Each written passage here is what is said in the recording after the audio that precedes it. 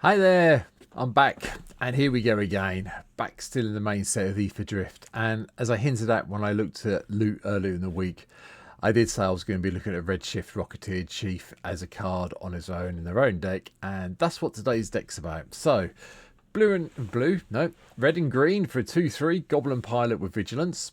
Yeah, okay, that's right. You get to tap and add mana of any one colour where X is Redshift's power. Spend this mana only to activate abilities. Okay, and then we have exhaust. 10 red green.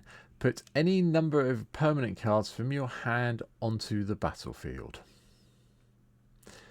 Okay then, so we want to get up to 12 mana as quickly as possible, and then we want to just make sure we have a handful of good stuff to put into play when we exhaust the Redshift Rocketeer Chief. Yeah, okay then. I have to say one little thing. Just before we go into the deck itself, I do think that Redshift over here does look like something out of one of the 40k orc armies. It just reminds me, red ones go faster. So, just put it out there. Don't think the artist Wayne Reynolds had anything to do with 40k ever, but it just reminds me of a cross between that and a little bit of Mad Max looking at that, but it just made me think of it. So, hey, I'll stop rambling. Let's look at the deck. Okay, here we go. We have Ramp. We have Elvish Mystic and Lanoir Elves to kick it off. And then we have Agatha of the Vile Cauldron. Yeah. Activate abilities of creatures you control cost X less, where X is Agatha's power. So if we can make Agatha a little bit bigger, we can make the exhaust cost come down. But at the moment, it comes down by 1. So, we're looking at 11 mana instead of 12. Anyway, Goblin Archmancer's here to help us get the spells down. And then we have Goro, the disciple of Rishi, to give all our creatures haste.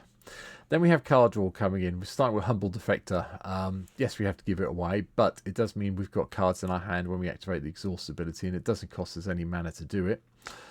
Boom Scholar's in to help us cut the cost of the exhaust ability down even more. So this puts us down from 12 to 10 to 9 if we've got Agatha in play. So, yeah, that works. Loot. Well, one version of Loot's here. We had to have Loot the Exuberant Explorer here just to give us those extra land drops. And then we have Selvala, Heart of the Wilds, to give us even more mana as we go along. Selvala, Ice Shaper, makes an appearance as well to give us those Icy Mana Lift tokens that we can then use to activate Redshift. Beast Whisperer to draw some cards. We want to keep the card draw coming as we keep our creatures coming into play. Helena and Elena, the partners, are here. This is quite a nice little thing. So if we've got this in play and we've got Agatha in play, we can chuck the +1/+1 counters on Agatha and get her up to a 3/3. So yeah, we do have ways of cutting the exhaust, making her activate ability trigger better. Othoron, Hero of Lavenbrick, is also in. That works quite nicely with things like the Beast Whisperer or the Boom Scholar. So, if we can get 9 mana out and get 5 copies of the Boom Scholar, that then means the exhaust of the Redshift comes down to red and green. So, yeah, long shot, but we can try it out. Oja Kaslim's in, just so we can get the extra lands and creatures into our hand. Seedborn Muse, so we can untap everything. Yeah. Does it say? I can't remember. Exhaust is sorcery only speed. I can't remember. I probably need to look it up. So might have a sneaky way. Anyway, Xenagos, God of Revels, is also here. Another way of pumping up Agatha's ability to cut down the exhaust power. Admittedly, it's only after combat we'll be able to put everything to play, but we don't have that many things with haste. Disciple of Freylees is here just so we can either have an extra land in the Garden of Freylees, or we can sack off a creature to gain some life and draw some cards if we need to. Then we have the big things we want to be dropping into play off the wonderfulness that is Redshift. So we've got Atali, Primal Storm. We've got Inferno of Star Mounts. We've got Kondoma of the East Tree in case we need to drop anything else into play or play this early. And then some fun stuff. I decided to go with fun stuff today. So Giant Adaphage is also in, so we get those nice token copies of the Giant Adaphage. Nyx Bloom Ancient to make our mana really work for us. 3 times as much mana makes paying Redshift's 12 mana cheaper. Craterhoof had to be here, didn't it? And then we also have Golter as a backup, drop everything into play but creatures only. Worldspine Worm just so we can get this into play at 15-15 and then get it back into our library when it gets killed off. Hopefully it doesn't get exiled, but don't forget when it dies we get the 3/5/5 worm creature tokens as well. And then we also have the original Golter. The Primal Hunger is here. Yeah, 12/12 with Trample. Other things we want to be dropping in off our wonderfulness, that's Redshift. Domri, Anak of Bolas to punch all our creatures up and then hopefully make our creatures untargetable. Freylees comes into play and drops more elves into play, which helps us speed up again. Likewise, we could also draw a whole load of cards with her if we need to at some stage before we exhaust Redshift, if we can get up to 6 loyalty on her. And then the other Planeswalker lets us draw cards is Garruk. Draw cards equals the greatest power amongst creatures you control. Thank you very much. I like that plan entirely with this deck. Quite a lot of spells in this deck, some of which do ramp, some of which do card draw. Winds of Change, in case we've got a really poor hand, we need to swap it around before we activate Redshift. Then we've got Explore, Farseek, Nature's Law, Rampant Growth, 3 visits as all ramp spells. Jessica's Will is also in for the extra mana and hopefully the cards. Though probably, I'll be honest, you don't want to be exiling too many of your cards, you want them in your hand. So playing this and just hitting it for the mana is fine.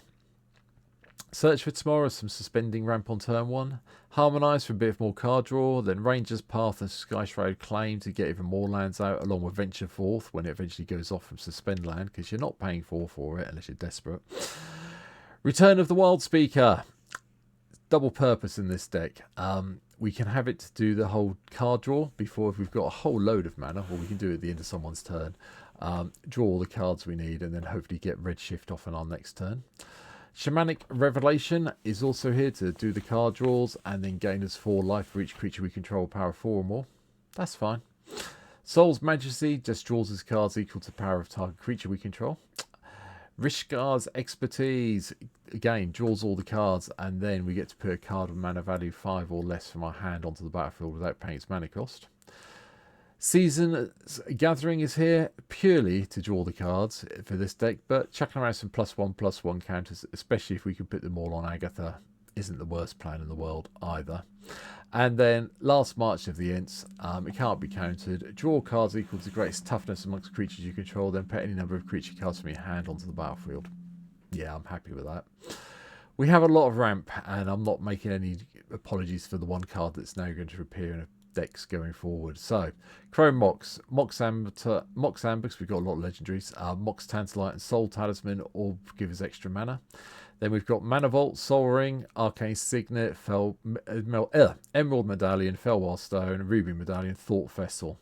And the Thunderous Velocipede is here again. I've got into this card recently. I've gone with Font of Mythos. You can drop this and play Howling Mine if you want to, or you can drop the Thunderous one for the Howling Mine if you prefer. But yeah, because it's become a reasonable mana cost on MTG at 4.5 tickets basically, I've now picked up a copy of the One Ring at last. Now I'm just going to put this out here now. You aren't going to see me play the One Ring a lot. I love it, I think it's great, but the decks I want to play it in will probably be more on the 4 or 5 level. I think I've graded this one around about a 3. It's probably a 4 because of the One Ring, but just bear that in mind. You'll see the One Ring turn up when I'm doing 4s and 5s more regularly, so just bear that forward going now. Bear forward, I have no idea what that last sentence was, sorry. Enchantments. Garruk's Uprising, to make sure all our creatures have trample and get some card draw on the go. Rhythm of the Wild.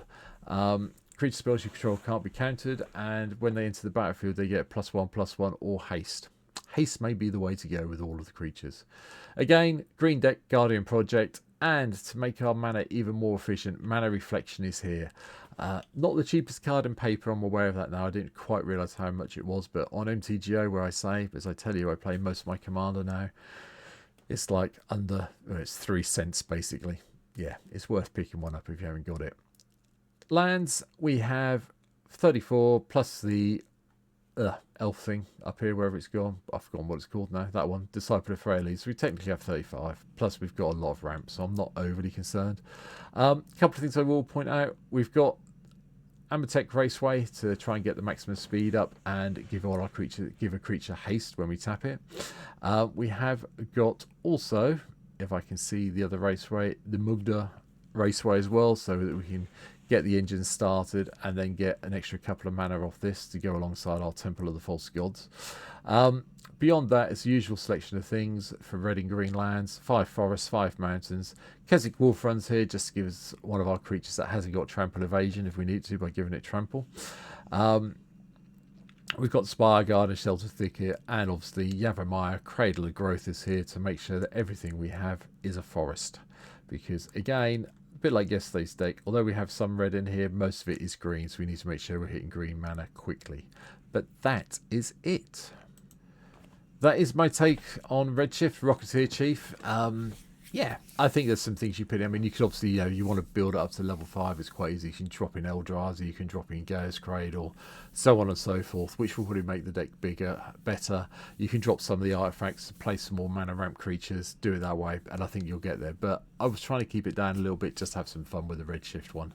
So that's what I've done. But for now, there are 613 of you subscribed to the channel at the moment. Please, if you can, hit the subscribe button down below. I'd really appreciate it. Likewise, if you want to see me play this deck, I'll be playing it on the stream tonight. So Thursday, if you're in, well, Thursday night stream, I should say. So you can come over and watch me. There's a link down below to Twitch. You can come watch me play on there. Leave me a comment. Let me know anything I've missed out. And I will be back next week with some more of the the legendary creatures I haven't looked at yet from Ether Drift. So for now, thanks for watching. And I'll see you very soon on stream or in the next video. Have a good one. Bye.